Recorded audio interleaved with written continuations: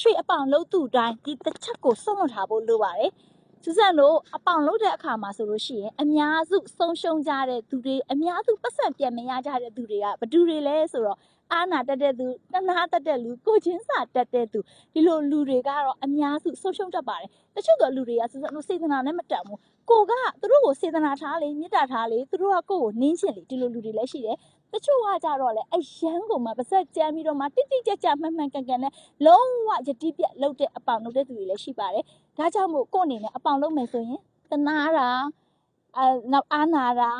ကယူနာတွေဒါတွေကိုစူးစမ်းလို့ဖယ်ပြီးတော့မှအလုတ်သဘောအရာပဲလုပ်တဲ့မှာလေတကယ်လို့ကိုအနေနဲ့ကအလုတ်သဘောအရာမလုပ်ပဲနဲ့အလုတ်နဲ့ကိုရေးကိုတာမခွဲခြားဘူးအလုတ်နဲ့ကိုရဲ့ခံစားချက်ကိုမခွဲခြားထားဘူးဆိုလို့ရှိရင်တော့ဆုံးရှုံးနစ်နာနိုင်တဲ့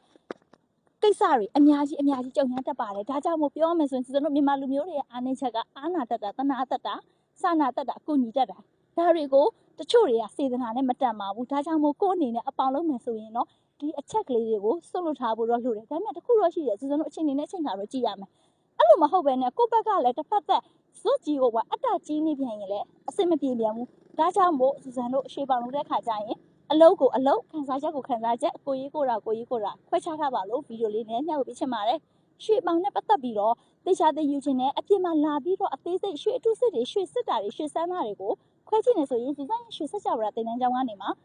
တင်တန်းတွေအများကြီးရှိပါတယ်ဒီထက်ကနေမှာရွှေပေါင်ငွေတိုးတင်တန်းကိုလည်းအပြင်တွေတက်လို့ရနေဖြစ်တဲ့အခါကြောင့်မို့ကိုအနေနဲ့တေချာလေးသိယူခြင်းဆိုရင်အမြန်လာဖို့လိုပါတယ်ကျေးဇူးပါ